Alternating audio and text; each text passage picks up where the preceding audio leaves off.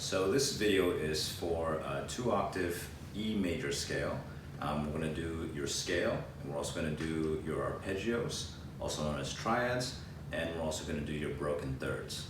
And as I mentioned before, every day when you're doing scales, you don't want to just do the scale itself, you want to always complement it with either arpeggios, broken thirds, or if you get to a very advanced level, you can start doing double stops, different rhythms, different bow techniques. But for now, we're just going to stick to these three basic variations of the scale. So let's do the scale first. E major has 4 sharps, right? F, C, G, D. All of those are sharps. So because we're playing a major scale, every time you see those 4 notes, you're always going to have to play them as a sharp, never as a natural. Okay? Let's begin. So put your hand in second position. You're going to be putting your first finger where your third finger normally goes in first position. So this is your E. Yeah, so let's go a little bit slowly. So E, F sharp, you're going to extend for that F sharp, G sharp, and then you're going to shift to first position on the G string, A. Your B is also extended, C sharp is your 4th finger, shift to half position on the D string. First finger for your D sharp. And there's your octave. That's your E. Your second octave begins on that E in half position. So let's do that one more time very slowly. First finger on E. If you have a hard time finding it, play your third finger in first position. Take a look at where it's at. Move your first finger exactly where that third finger was. Make sure it's the same pitch, and now you're ready to begin. So this is your E, F sharp extended, G sharp, shift to the G string, first position, first finger, A, B extended, C sharp, D sharp, half position, and this is your octave, your E. Okay, let's keep going. So I want to keep the same bowing because I'm going to play the whole thing from top to bottom, or bottom to top, I guess. So start your second octave on an up bow. So E, 4th finger, we're still in half position. Then G sharp, this is upper third position. First finger, second finger, no extension. Your B is 4th finger. You're going to shift to second position, upper second position on the A string, C sharp.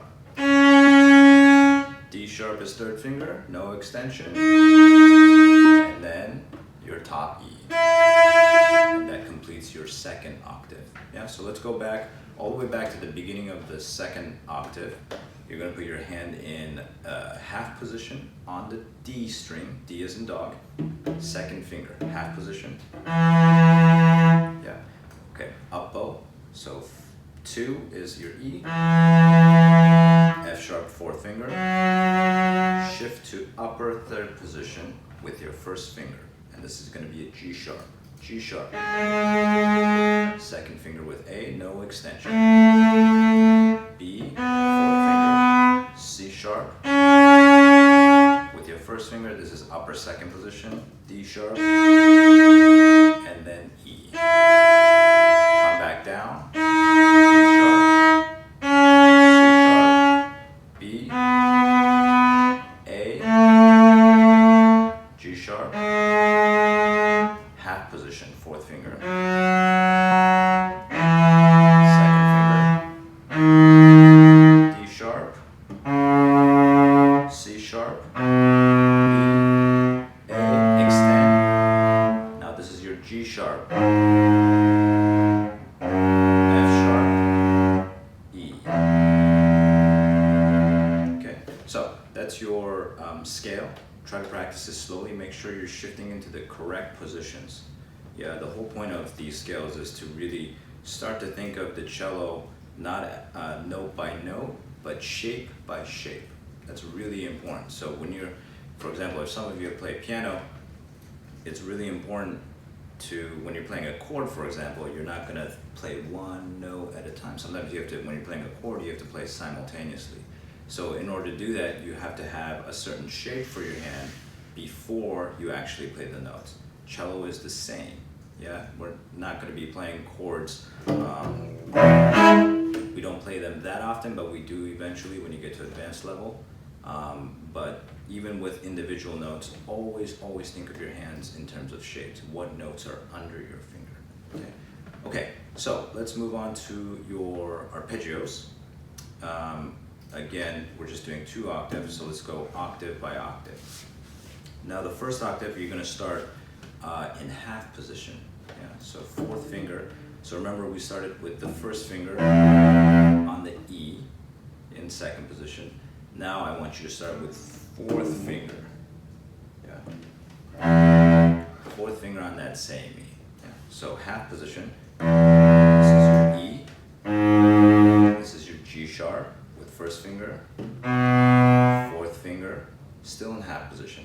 And this is the beginning of your 2nd octave, your 2nd finger. Yeah, so one more time. 4, 1, 4, 2, all in half position. Now we've got to shift to upper 3rd position. G sharp, 1st finger. 1, 4, that's your B, and then your E is right across. You don't have to shift, still in upper 3rd.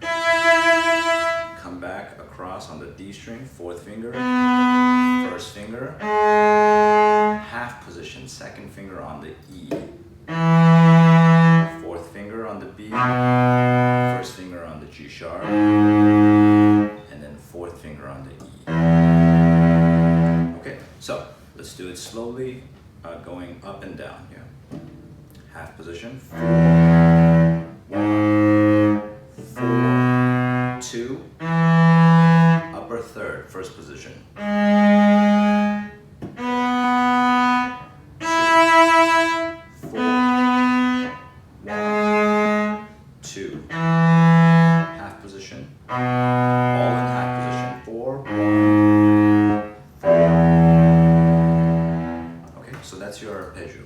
You want to make sure, again, as I said in my other videos, match all of your E's, match all of your B's.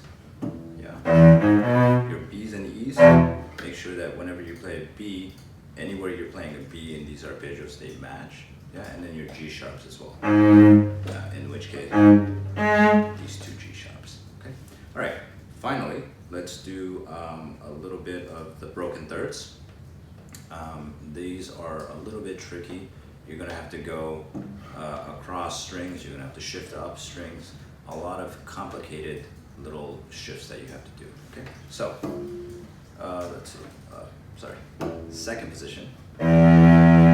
Again, just like we started the scale, we're going to start 1st finger on the E. Yeah. Shift up. 4th position. Extend. 3, 2. 2nd position on the B, 2nd finger. 1, extend, 2nd finger on the B, shift up to the 4th position, 2nd finger, 1, that's an extension, 3, 2, shift to the F sharp on the D string, extend with your 1st finger, 1, 4, 2, shift up, 2nd finger on the A. This is upper 3rd position. 1, 4, 2. Now 2 on the A string, C sharp. 1, 4, extend, D sharp, 2. 2nd finger on the E, this is upper 3rd position. D sharp, 4, 2. Now back. 2nd finger on the C sharp. 4th finger, extend. This is your B, C sharp. 2nd finger on the A. 4th finger on the B. G sharp, 1st finger. 2nd finger on the A. 2nd finger on the F sharp. 4th finger on the G sharp, first finger on the E, 2 on the F sharp, 2 on the G sharp, 3 on the A, sorry, E, first finger, extend on the C sharp, 2 on the B, 4, extend for the A, keep the extension for the B, 4th position, second finger on the G sharp, 3, and then shift back just to the first finger, exactly where you started on the E. Okay, so a little bit tricky, a lot of extensions, a lot of shifting across the strings. Take a look at what I just did, see it, look at it as many times, have your cello with you and follow along so that you can really see where your hand should end up and the shape that you should end up with in each position. Okay, so if you practice these every day, your knowledge of the instrument is going to increase tenfold. Yeah, you're trying to create a mental map. Like I said, remember, mental map for your fingerboard, because unfortunately we don't have frets like guitar, and you're not going to have tape eventually. So you really have to have a map that you can look at the fingerboard and you have an idea of where all of these different shapes and notes are. Okay, so practice these slowly with a metronome, and take a look at these videos as much as you need to get the correct fingerings and positions. Okay, have fun.